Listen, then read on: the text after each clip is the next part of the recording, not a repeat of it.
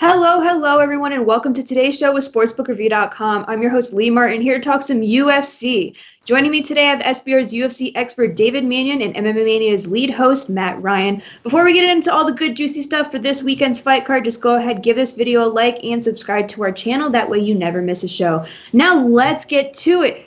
Dave, welcome back. 2 weeks without you, so I feel complete again having my guys with me. All right, so this upcoming weekend on November 14th, we're going to have a great main event. I'm so pumped. We have UFC Fight Night Paul Felder versus Rafael dos Anjos. But before I get into that main card, I'm just going to rewind a bit and just go over the fight from this past weekend with Thiago Santos versus Glover Teixeira.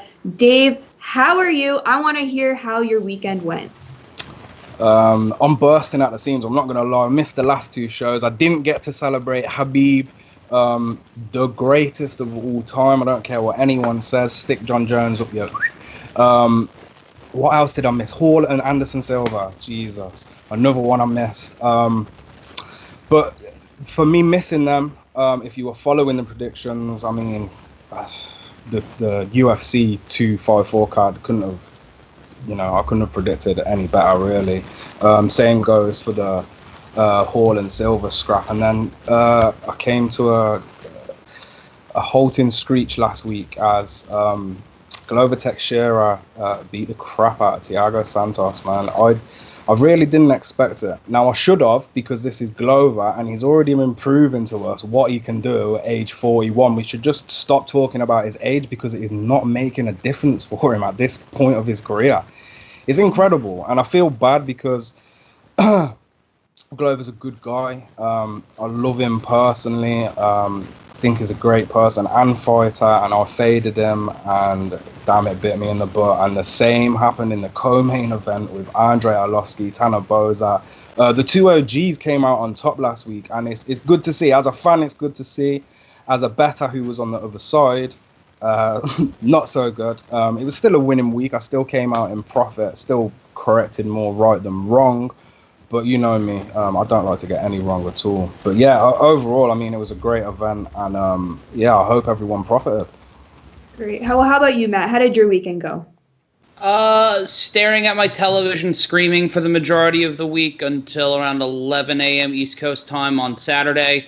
The rest of it's some sort of blur, but I'm glad to be here now. Glover Teixeira, proving that, as Dave said, age does not matter. A week after a 45-year-old Anderson Silva did not prove age is not a factor.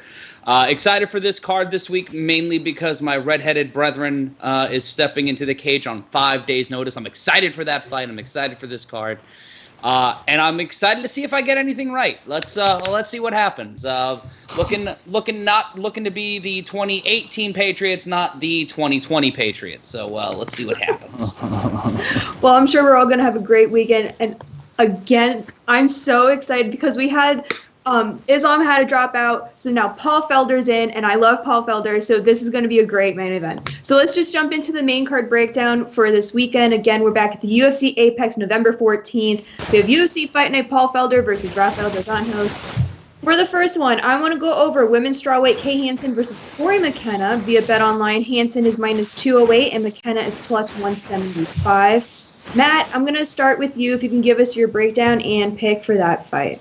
All right, so Cory Mckenna already has won me over because her nickname is The Hobbit. Anybody nickname with a cool or adorable nickname gets an A-OK and a gold star from me. They get a gold star on that one. This is McKenna's UFC debut after a decision win on Dana White's Contender Series. So she's fought in the baby cage before, so she has a bit of experience with it. And she's coming in on a 3-fight winning streak with 2 by stoppage, TKO, and submission. So McKenna only 6 fights into her pro career. We don't really have a lot of stuff to look at outside of that Contender Series debut. But she's going up against Hansen, who's a bit more experienced. She's 7-3 overall. She has her own winning streak, a 4-fight winning streak, which includes her most recent fight, her UFC debut, where she took out Jin Yu Frey with an armbar back in June. She also has a pro boxing background. She's had a pro boxing fight under her belt. She lost by decision, but still able to fight on in both the squared circle and the octagon. And this is another fighter. 50% of her wins are by submission. She's had 2 wins by KO or TKO and 2 by decision. That is a fairly impressive run for Kay Hansen as a pro fighter.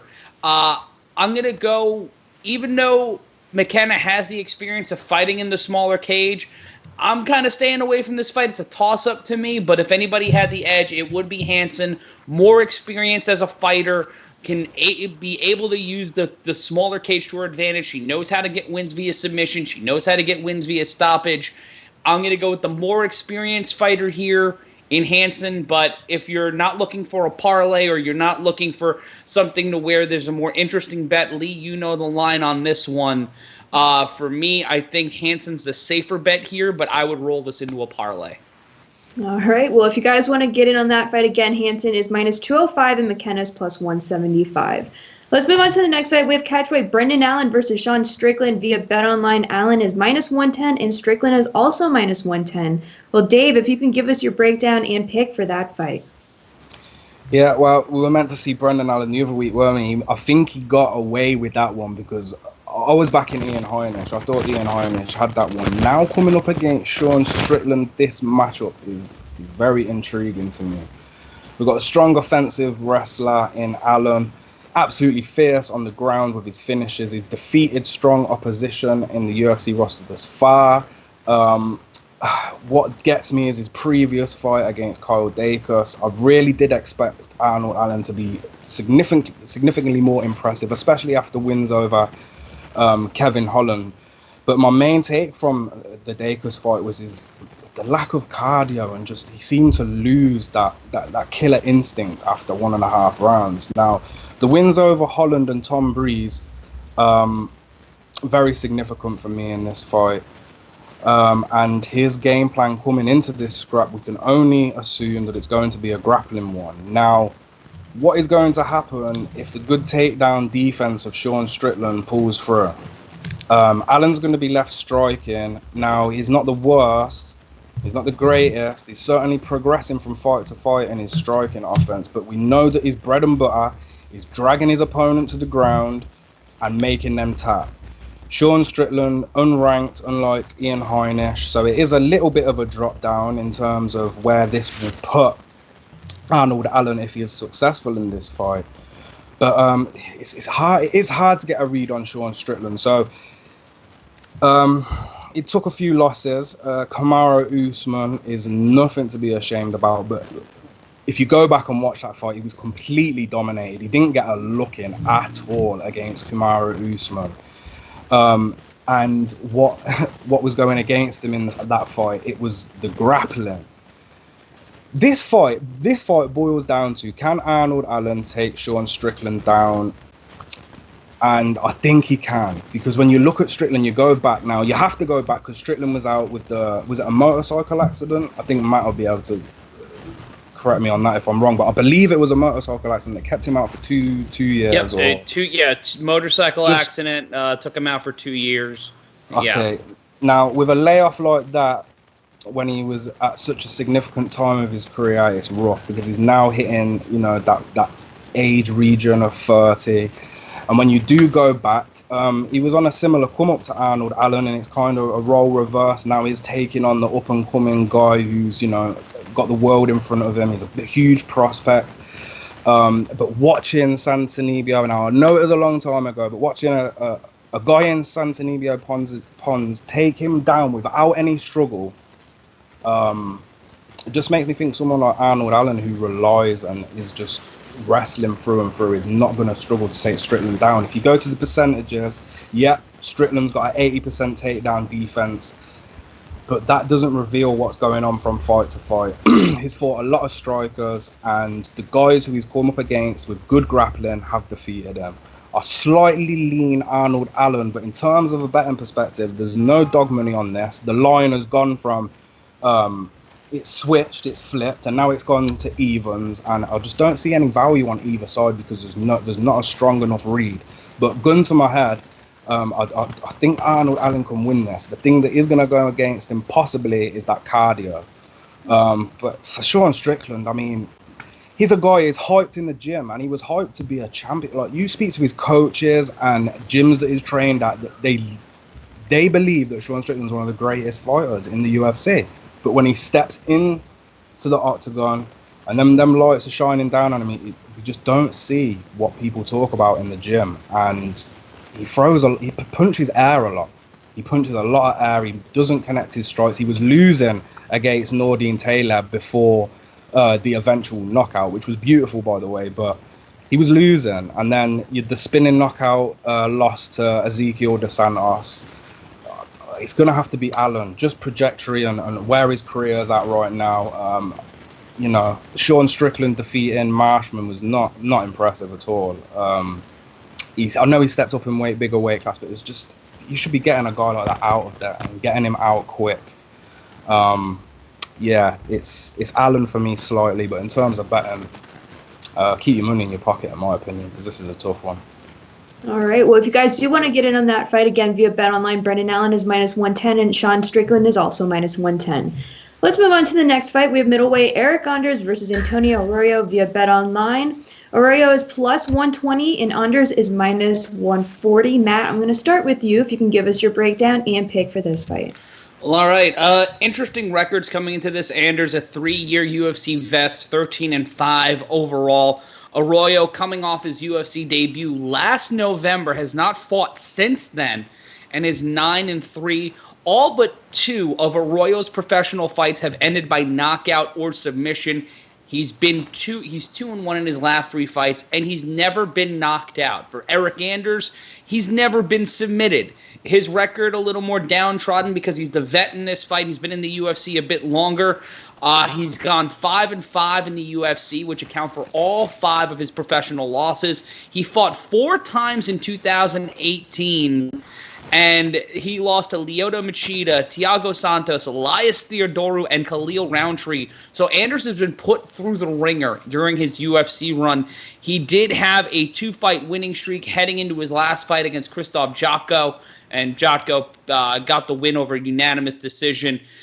Anders, obviously the more experienced fighter of the two, has never been submitted, but Arroyo has had an impressive run heading into his return to the octagon.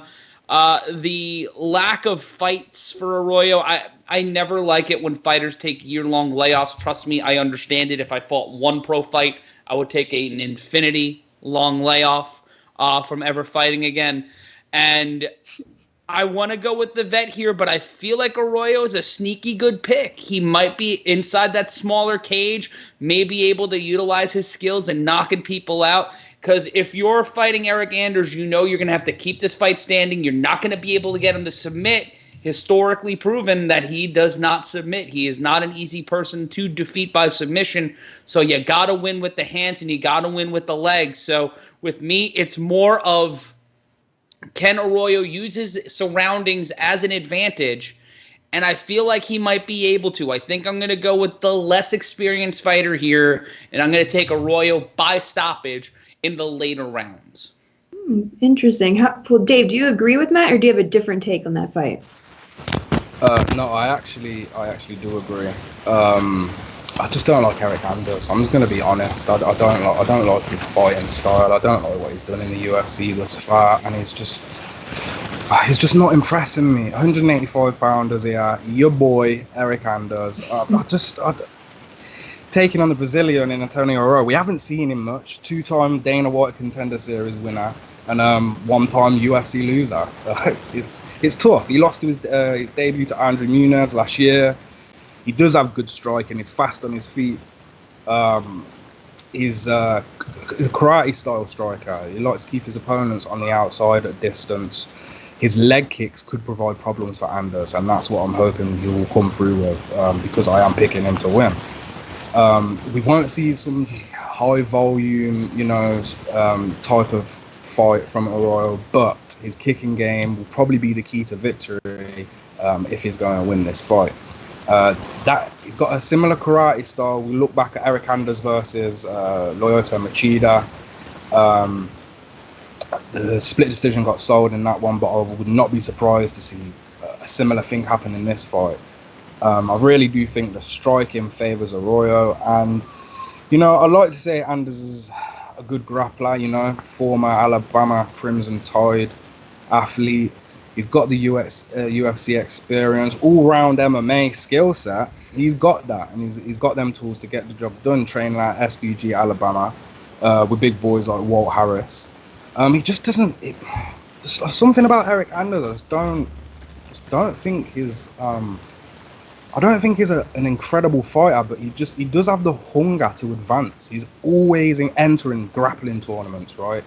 And you look at his jiu-jitsu skills, and you wouldn't think much of it, but he is a brown belt, but a very underrated brown belt, because he, as I just mentioned, he enters these tournaments consistently. Anders is always fighting in grappling tournaments, but when looking at this fight, with a lot of predictions this week, I think we're just going to have to look at the odds and let the odds dictate a few of these. We've watched this go from -170 to -140.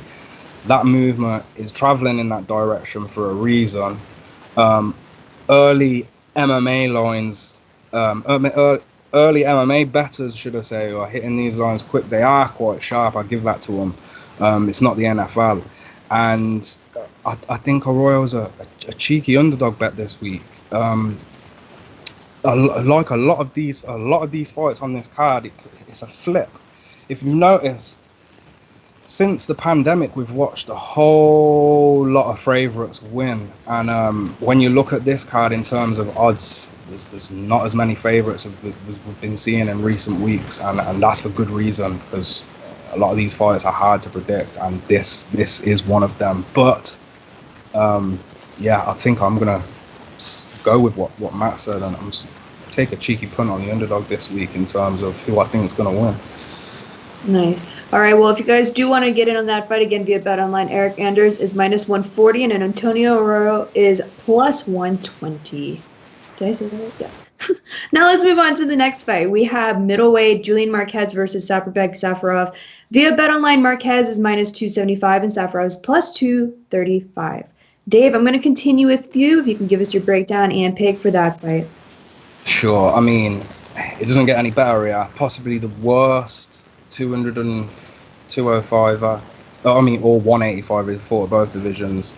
Yeah, probably one of the worst fighters on the roster, man. And look, Safarov, it says it is aged 34, but if you watch this guy strike, you'd probably estimate an age of around 52 on this guy if you watched him strike. It's a good job, really, that he can rely on some of that cliche Russian grappling. He is a master of Sambo, I believe, because that offensive striking display in the UFC is far from attractive. Damn. A knockout by Gian Vellante, that's embarrassing. Outstruck and submitted by Tyson Pedro. Yeah. Managed to grab a real ugly win over a guy called Nick, who will never fight in the UFC again, so we don't need to mention him. And then the most recent fight with Rodolfo Vieira ended so quick that you can only follow the trend that Safarov sucks here.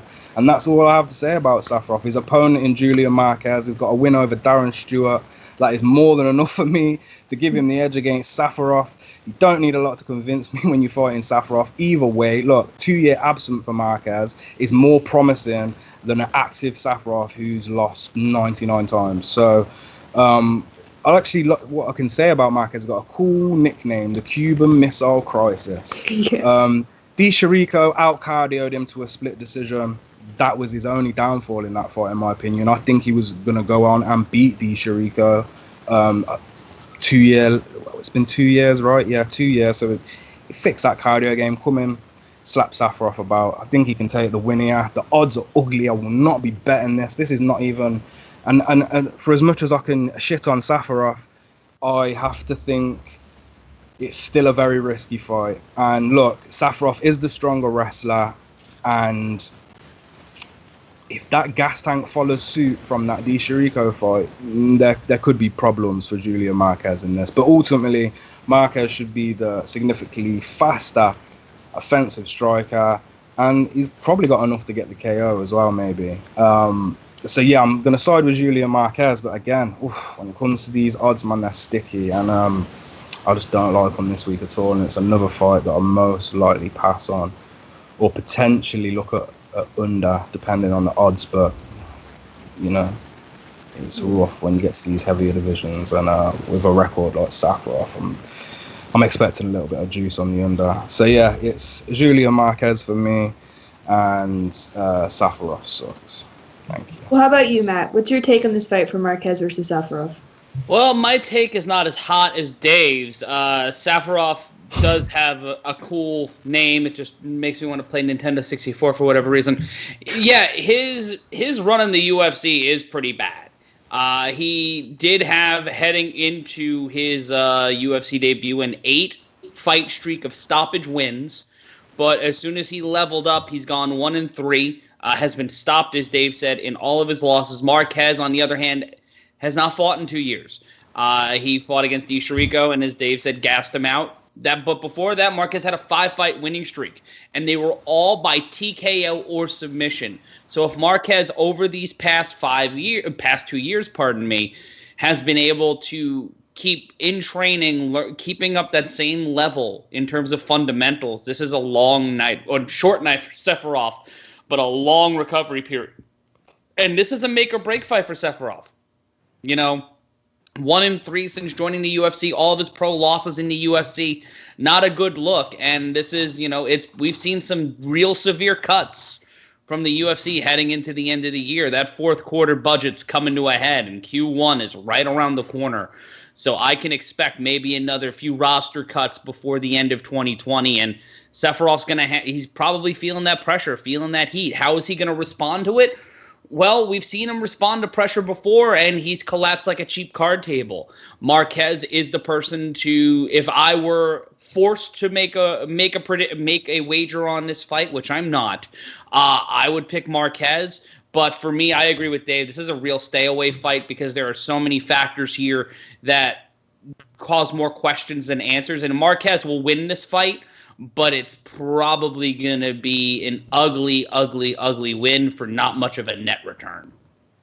All right. Well, if you guys do want to get in on this fight again via BetOnline, Marquez is -275 and Safarov is +235. Let's move on to the next fight. We have welterweight. We got Judo Thunder Abdul Razak Alhassan versus Kalinn Williams. Via BetOnline, Alhassan is -228 and Williams is +193. Matt, I'm going to continue with you. If you can give us your breakdown and pick for that fight. I will, and also it's weird to say that the fight before the co-main event is our stay-away fight. Like, that is just a weird thing that I wanted to bring up because I was like, oh, we're at the co-main already, and we just spent the last 5 minutes burying the last fight. This one is worthy of the co-main event position. I know I've talked about fight structures on this show before, and it gets laborious and boring because I'm a nerd. But Alhassan, is a 4-year UFC veteran. He's coming off a loss back at Kadar Ige a few months ago. Before that, he had a 3-0 knockout streak. He knocked out his 3 previous opponents. And, oh, here's a fun fact. Every person he's defeated, he's knocked out with his hands. That is a very, very important stat when we are entering Le Cage de Bébé. Has only lost by decision in his career. Kalinn Williams, on the other hand, had a 7-fight winning streak. He's currently on a 7-fight winning streak, 4 of those by stoppage. His only loss was by decision. So both of these guys have won inside the distance.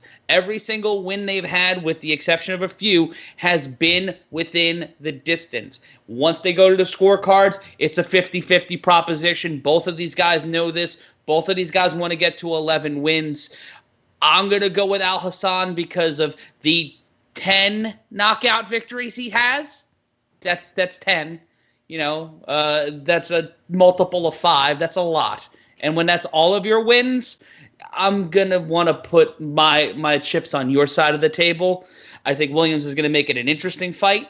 But for me, that stat sticks out. And that is something where if I'm looking to put a prop on something, I would probably go for Alhassan knockout in maybe round 2. All right. Well, Dave, do you agree with Matt, or do you think there's value in the underdog in this one? Dave. Sorry, I was on mute there. No, there's no value in the underdog here. I don't believe so. Anyway, there's not a lot to go off, is there really? Let's be honest. Chaos Williams here. He's got one fight and it ended very, very quick. It was more of a street fight. Alex Moreno and Williams, they just came out and it was just wild. Williams had the power and it just, he put Alex out so quick that trying to judge this kid is just it's a difficult task. He fought a guy in Jeremy Holloway in WXC before he came into the UFC, right, back in November last year, and he's took a unanimous decision against a low-level fighter. He's came into the UFC and knocked out his first opponent so quick we can't even gauge, where he's at. But if he comes out like how he did against Alex Moreno, I do not think it's going to fare well for him against a guy in Abdul Razak Alhassan, because as we've seen, as Matt just mentioned, Alhassan knocks people out. He has 10 wins by knockout. There is no judges involved. There's no jiu-jitsu involved. He has power in his hands that is scary. And to be fair, I was on the wrong end of his on the fight last time, because I did not expect a guy in Manalazes to come out and grab the unanimous decision victory like he did. But what we saw happen in that fight, Abdul threw it all in the first round, and I did think it was going to end. You watch that fight, you think, bag it, but no, he outsmarted him there in that first round, and Abdul had nothing left for round 2 and 3, which cost him that unanimous decision loss. Here he is back again. He's fighting a guy in Chaos Williams who is very similar to his previous opponent in Nico Price, in my opinion. Heavy hands, comes out, likes to swing, likes to fight, no messing around. And I think that's exactly what Abdul wants. You're going to walk into his punches and they are lethal. It's always rough because of the odds, and you never know. He's took his first loss here, and you never know how a guy is going to bounce back from a loss. Now, Chaos does have some advantages. He's on the win streak. I think he's nearly 10 years younger. He's going to be the larger fighter, and he's coming off a round 1 knockout over decent competition in Alex Moreno. So that confidence is going to be there. And even though it was like a street fight, I mean, that was an insane 27 seconds that, I'm not... Maybe in his head, he's going to think he can repeat that type of performance. But if he has watched any type of extensive tape on Abdul, he'll know that if he comes out like in the same way he did against Alec, there's a good chance that he's going to get knocked out. And being that young, spunky up-and-comer, I've got a funny feeling that that's what's going to happen. So I'm taking Abdul. I'm going to stop harping on because I could talk about this fight all night long. It's Abdul for me. It's such a well-rounded striker. He's got the judo in his back pocket in case he wants to take it to the ground. He's going to give him the counter strikes. I think Williams is going to give Abdul the counter strikes he wants. Pop. See you later. All right. Well, if you guys do want to get in on the co-main again via BetOnline, Alhassan is -228 and Williams is +193. Now it's time for the main event. I'm so excited to hear what you guys have to say this. Paul Felder versus Rafael dos Anjos. And I already can tell you right now in the chat, everyone is on Dos Anjos. Everyone. And I'm sure that's because this is like 5 days before the fight. Paul Felder's jumping in. But I see value in that underdog. So I'm going to read off the odds for you. We have Paul Felder at +160 and Rafael dos Anjos at -183. Dave, I'm going to continue with you. If you can give us your breakdown and pick for the main event. Yeah, I'm not here to burst anyone's bubble, but I just think the RDA is a level above the Irish Dragon. Now, I love the Irish Dragon. Who doesn't love Paul Felder? The guy, look, this is a late notice. The commentator Paul Felder steps up. It's like the Irish Dragon thinks it's Jerry Lawler, and to be honest, I think the RDA can play Bret Hart and make Felder kiss his foot, to be quite honest. Bravo. Size. Bravo, Dave. The concern for RDA in this fight, it's a concern. But if we look at RDA's career, what does he do well? He beats bigger strikers up pretty well. He's dropping back to 115, where he once was the king of this division.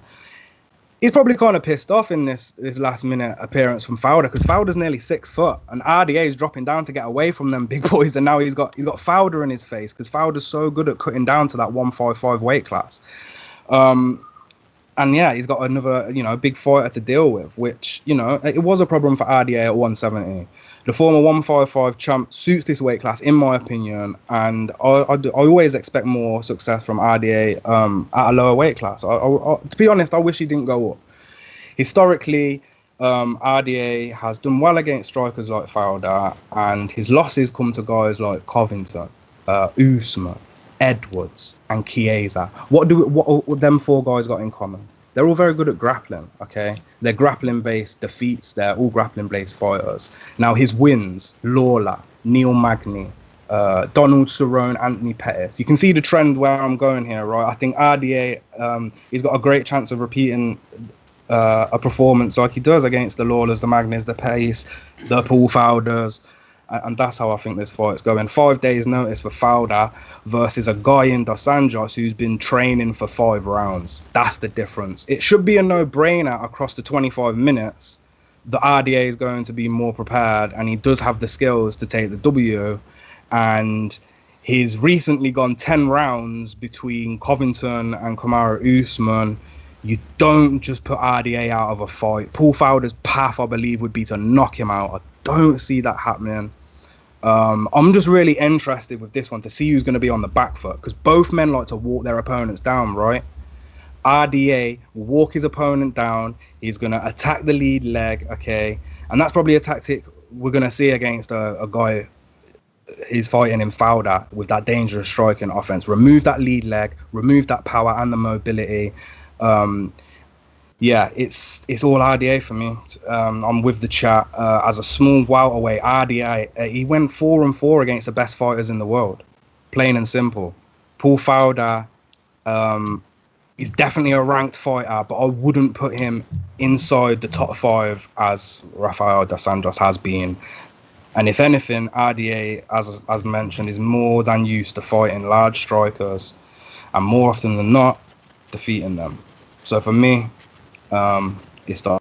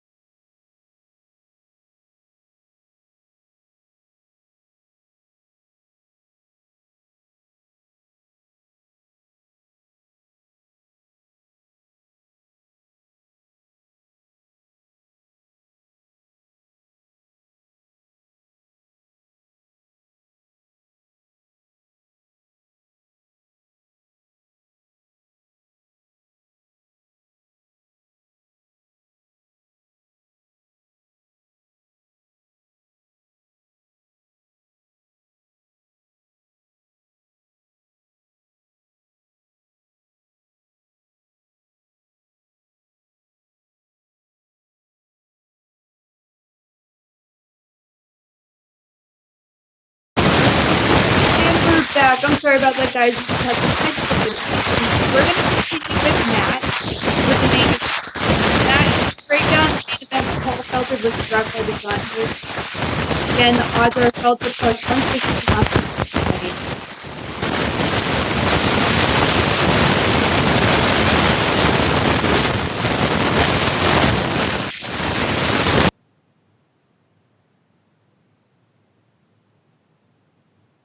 Matt, you there? I'm here. Sorry, All I couldn't hear you for that 1 second. So, Dave picked RDA, which is a good pick, which is a solid pick. I can give you reasons why Paul Felder can win this fight. Now, if this was a 5-week camp for both sides, if both of these guys had enough time, I would be picking Paul Felder for Saturday night. Even though he's coming off a loss to Dan Hooker back in February, he's 5-3 in his last 8 wins over Edson Barbosa, James Vick, Cowboy Oliveira, Steve Ray, and the people that Felder's lost to, Dan Hooker, Mike Perry, Francisco Trinaldo. He's never been submitted, so that's a big key for me.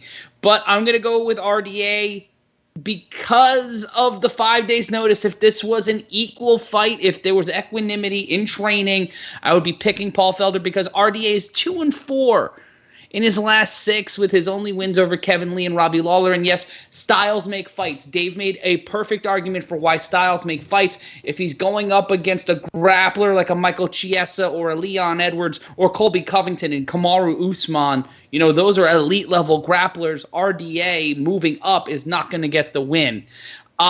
He's a former lightweight champion, but since losing the lightweight title to Eddie Alvarez many moons ago, he's 3-6. And all 6 of those losses, by the way, come by way of decision. So if Paul Felder can keep the fight standing and keep some good momentum and not get worn down over the 5 rounds, he may be able to pull off the upset. If you're looking for a Paul Felder win, I'm putting that with a couple of, really solid like Alhassan and maybe Anders in a maybe Kay Hansen in a parlay or Marquez in a parlay. But right now, for me, RDA is the clear winner, but it can go. I feel like Felder's got a shot. If it wasn't 5 days notice, I would feel way more comfortable making a Paul Felder pick, but RDA is the pick to win. All right. Well, if you guys do want to get in on the main event, again, via BetOnline, Paul Felder is plus 160 and Rafael dos Anjos is minus 185. Well, that's all I have for the main card breakdown for this weekend. Again, it's going to be November 14th back at the UFC Apex main event, UFC Fight Night, Paul Felder versus Rafael dos Anjos. If you are not following the guys on Twitter, definitely give them a follow. You can follow Dave at @DManion_, and you can follow Matt at MRyan Consulting. And definitely give SBR a follow on Twitter and on Instagram at SBR Sports Picks. And also, if you'd like more breakdowns and picks from all of SBR's UFC experts, then go to sbrpicks.com/UFC or just click the link in the description below. Again, thank you guys so much for joining me today. Dave, thank you again for coming back today. We missed you. Best of luck to everyone this weekend. I'll catch you next week. Bye, Grandma.